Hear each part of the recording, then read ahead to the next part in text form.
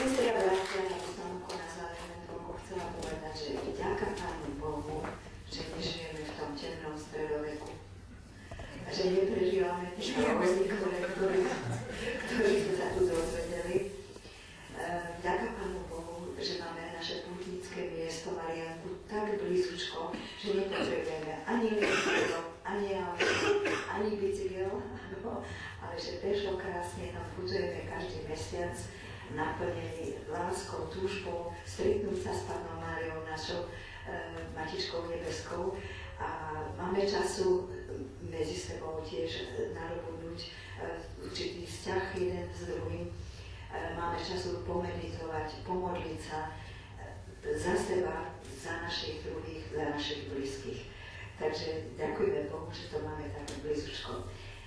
Prvý, než by som poďakovala Pátrovi, ja by som ešte vás vyzvala, ak by niekto mal nejakú otázku, samozrejme môžete sa opýtať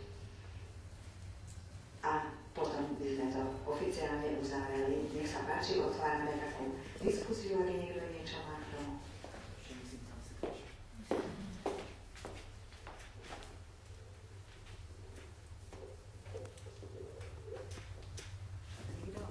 Ja sa síce zaoberám odborne slovenským stredovekom, čo je veľmi zaujímavá téma, ale teda v tom stredoveku som doma a vôbec nebolo to nič tak. Nech sa páči. Že nemohlo byť temné obdobie, v ktorom stavali tie katedrály. Len tá architektúra je taký pozostatok z toho, že to je niečo úžasné, to je najkrajšie, čo dnes máme. O architektúre by skôr mohla tu Tánička tuto povyprávať,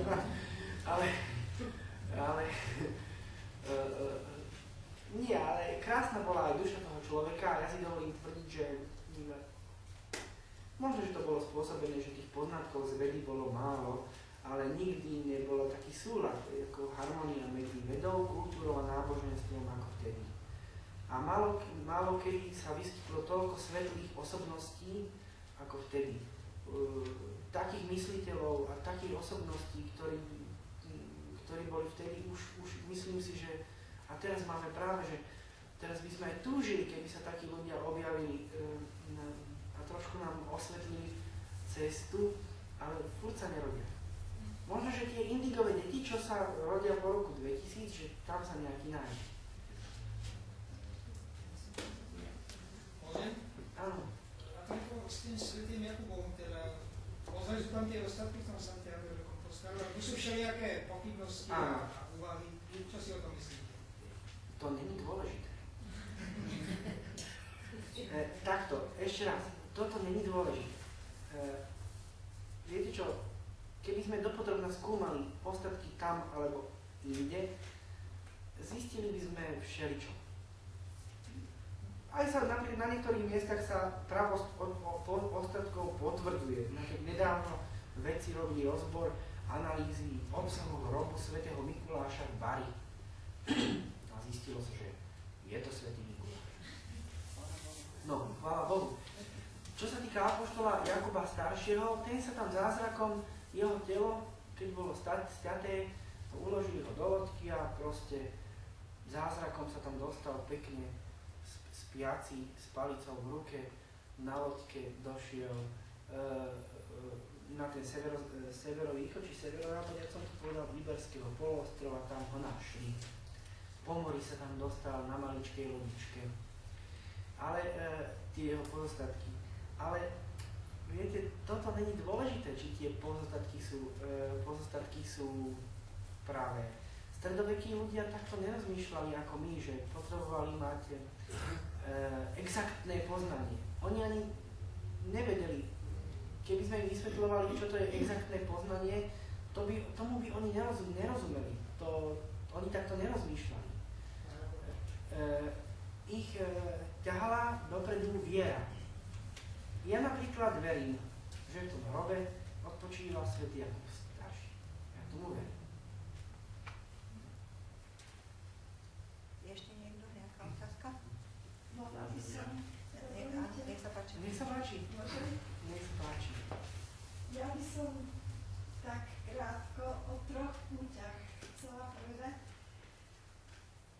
Marek hovoril o púťach v minulosti do Altettingu.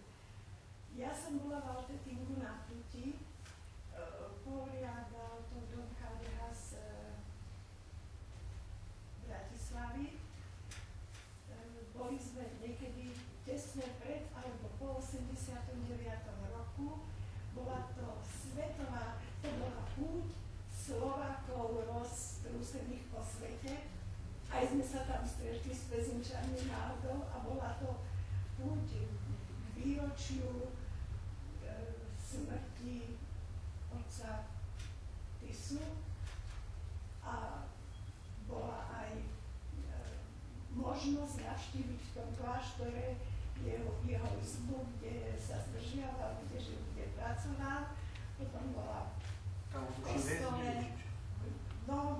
kostole slávnostná svätá omša, tam sa údajne skrýva, hej, tá svätá omša a slúžil ju otec Hlinka, v tej dobe ešte v Mníchove, keď bol. A pre mňa najmohutnejšie bola tá hymnická pieseň Bože, čo zračil slovenskému ľudu. Dneska sa mi to nedá v kľude povedať, tak to bolo emociálne nádherné. Spomeniem druhú púť do Mariacelu, kde sme boli z Pezinka, z farnosti a mali sme svojho duchovného otca Mareka, u nás v Pezinku Kaplanova. Ja som bol pezinský kaplan, ale veľa vína som tam nevypil, lebo je drahé.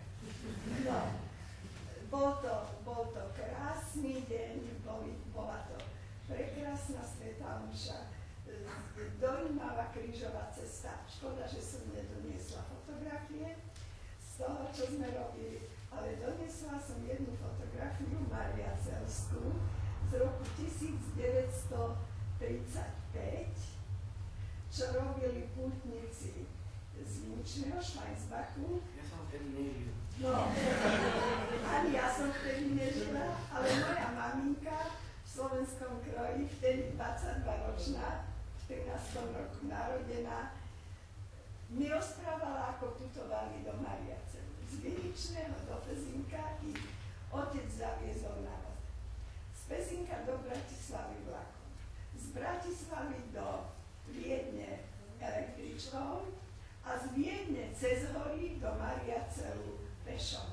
Tá púť tam a naspäť, to putovanie, im trvalo 16 dní.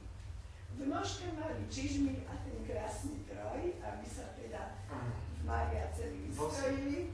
Išli bosi. Išli na nejakom hospodárstve alebo nejaké osade sa zastavili, u sedliaka kosili alebo kopali alebo neviem čo za hrnček mlieka alebo chlebík alebo zemiak v stodole alebo v stohu sa mohli vyspať a ráno sa putovali ďalej.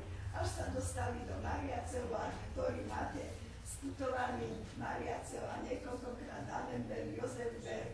My už ideme autobusom tých 17 zátačiek, kde nás úplne krúti, čo sa bojíme, či sa vôbec hore alebo dolu bezpečne dostaneme. No, tak to sú spomienky. Ďakujeme pekne. Moja babka tiež niečo také spomínala. Doktor Maria. Nejaká otázka? No, ja by som len spomenul, že Tomáš Kemperský píše v tej knihe, že tiež tam tak kritizuje, že teda idú tí pútnici a poskávajú tam rôzne relikvie, ale že zabúdajú na ten najväčší zázrak, ktorý sa vlastne odohráva na oltári. Takže aj my, keď ideme teda do Mariánky, tak vyvrcholením celého toho dňa je vlastne slávenie svätej omši. A vlastne to je to stretnutie s Pánom a s Pánom Ježišom, keď človek sa aj vyspovedá a potom môže prijať Eucharistiu. Ako keď máme živú vieru, nemusíme mať problém s boskávaním ostatkov. Ja som putoval po poloostrove Athos. Bolo to veľmi zaujímavé, keďže som katolícky kňaz, tak grécki mnísi ma nepustili do kostola počas bohoslúžieb. Musel som ja stať v žobráčovni, on po grécky nartex, a tam som počúval, a hoci som s mníchmi spieval žalmy po grécky, lebo teda grécky obrad mi je veľmi ako blízky, tak oni si to nevšímali. Ale láskavo mi dovolili, aby som tam poboskal pravú ruku svätého Jána Krstiteľa a plášť Panny Márie. Takže mám aj ja takéto zážitky stredoveké. Ešte niekto? Keď nie? Keď je, tak dovolte. 4 roky dozadu. 15 dní. Bolo to veľmi zaujímavé a mnísi boli strašne dobrí. Ruskí mnísi ma hnali s palicou. Oni sú strašne dobrí, tí pravoslávni. Oni sú veľmi dobrí. A v jednom gréckom kláštore ma chceli pokrstiť.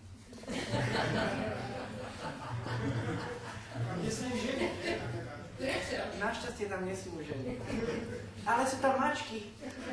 Veľa. Tak, ak dovolíte, ja by som povedala ešte možno, že ak Páter Chryzostom bude mať čas, ešte možno môžeme pospomínať o púťach, kto kde, čo určite každý sme absolvovali, množstvo zaujímavých púti s množstvom zážitkov krásnych. By sme tu mohli určite rozprávať až do polnoci každý, že? A ja dovoľte, aby som veľmi pekne poďakovala za veľmi zaujímavú prednášku a za tie povzbudivé slova do dnešných pútí, ktoré teda nám z toho staroveku, stredoveku aj staroveku, môžem povedať, keďže Pán Ježiš a Židia do Jeruzalemského chrámu putovali, že? Tak to je zo staroveku, tak teda aj zo stredoveku. Iba to dobré si prenesieme do dnešných čias. To dobré a to, čo teraz vzhľadom na túto dnešnú dobu, čo môžeme poplniť, tak plníme. Každý sa snažíme, aby sme na tie púte prišli, aby sme sa ich účastnili, aby sme dostali tie odpustky, aby sme svoje hriechy aspoň takto odpíkali. Prosím vás pekne, takže ešte raz veľmi pekne ďakujem Pátrovi Kryosonovi. My ešte určite budeme pokračovať v nejakých podobných prednáškach, aby sme vás nejak zaujali a informovali aj o iných pútnických záležitostiach. Ale na záver, veľmi pekne vás prosím, mám pre vás 3 oznamy. Prvý oznam je nasledujúca pešia púť do Marianky je 4. apríla a to z Bratislavskej Kalvárie, áno, do Marianky. To je jedno, keby ste si to poznačili. No a potom druhý oznam, procesia k Božiemu milosrdenstvu bude 19. apríla od kostola Cyrila Metoda na Kalváriu. Tretí oznam, už posledný tretí oznam je, prosím vás, keďže za túto miestnosť platíme prenájom, ak teda máte nejaký dobrovoľný príspevok vzadu, keď odovzdáte, tak vám Boh zaplať. Ďakujem vám za vašu milú prítomnosť a ešte raz ďakujem Pátrovi Krzysztofowi. Ďakujem.